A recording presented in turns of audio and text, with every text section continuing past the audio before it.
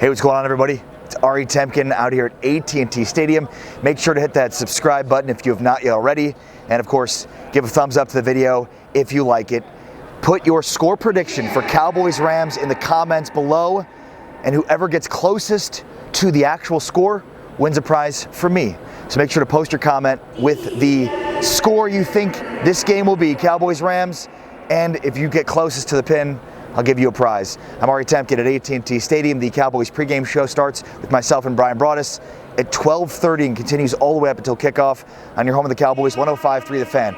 And the Cowboys are going up against a Rams team that is playing really good football, especially on the defensive side of the ball. The Cowboys, offensively, have not been playing their best football. So something's got to give tonight or this afternoon when the Cowboys and Rams play, with the Rams playing so great defensively and the Cowboys struggling so much offensively so far in the last 4 or 5 weeks of this season.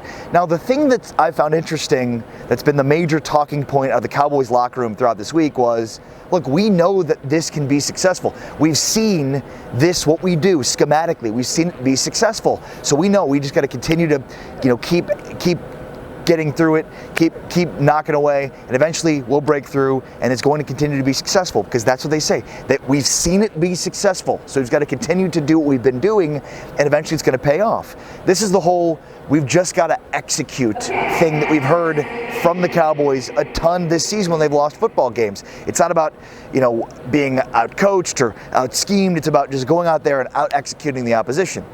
On the other side, Wade Phillips, Sean McVay, that's a brain trust that's constantly evolving, constantly adjusting to what you're doing and adjusting accordingly. So it's going to be interesting to see if, the Cowboys with this just gotta knock you off the ball and out execute you type approach can best a team schematically that's constantly adjusting to what you're doing both offensively and defensively. They're changing what they're doing offensively to attack you in certain ways defensively and vice versa, whereas again with the Cowboys, just about getting out there and out executing.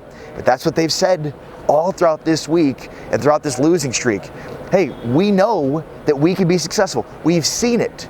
And so when players are saying that, that's a reflection of what the coaches are telling them. That's something that the coaches are constantly telling them throughout the week. We've seen this be successful. Jason Garrett showed them film of them being successful within this offense. We've seen it, of course, throughout this year. And that sounds great, and it sounds really easy to fix. But I just don't know how successful that can be against a Rams team that's going to be adjusting to what you're doing, as we saw in the playoffs last year. The first time that this Cowboys defense that looked so good last year, the first time they looked really bad was against this Rams team in the playoffs, because Wade Phillips knew what they were doing, watched it on film, looked at ways to exploit them, and because the Cowboys didn't really adjust defensively with what they were doing, they continued to exploit them with the run. And Wade Phillips was the first coach to really identify that he's got to consistently make linebackers, Leighton Vander Esch and Jalen Smith, in that game go sideline to sideline and win. And the Cowboys are significantly worse right now in their linebacking core, with Vander Esch perhaps out for the season, perhaps, and Jalen Smith not even playing close to the level he was at last year, and Sean Lee, who looks like he's going to give it a go today, but he has multiple injuries he's dealing with. You certainly wonder if maybe this is a good opportunity today to get your first look at Luke Gifford, an undrafted free agent who's finally healthy and ready to go. Maybe he'll still dress out, and if Sean Lee gets injured in the game, they could go to Gifford. But I'd certainly be interested to see what Gifford can give you, especially considering we sort of know how these linebackers have been playing this year, and there's a lot that's to be desired. So my official prediction, this is going to be the first time all year I'm going to be picking against the Cowboys. Finally have learned my lesson. It only took me like 13 games, but I'm going to go with the Rams winning this one, the final score of 27-20.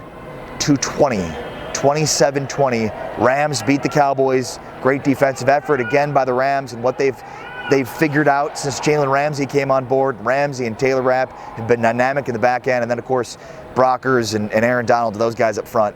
They are playing as good a defense as we've seen this team play all year and really the last couple of years. Because even though they had great players last year defensively, they weren't exactly a great defense. All right, that's my official prediction. I have the Cowboys losing, but this division, of course, will be decided in the next 2 weeks with the Eagles in Philadelphia next week, and then the Redskins come here to conclude the season. So the Cowboys still, if they lose here today, still very much in firm position to win the NFC East division.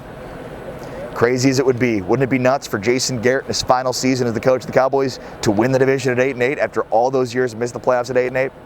I'm Ari Temkin. Again, make sure to post your score prediction in the comments below. Whoever gets the closest will get a prize from me. And of course, hit that subscribe button. Ari Temkin here at AT&T Stadium. The pregame show with myself and Brian Broaddus at 12:30 with kickoff, Brad Sham, Babe Laufenberg, and Christy Scales right here inside AT&T Stadium to follow. And then, of course, the postgame show to follow on the radio.com app and on 105.3 The Fan.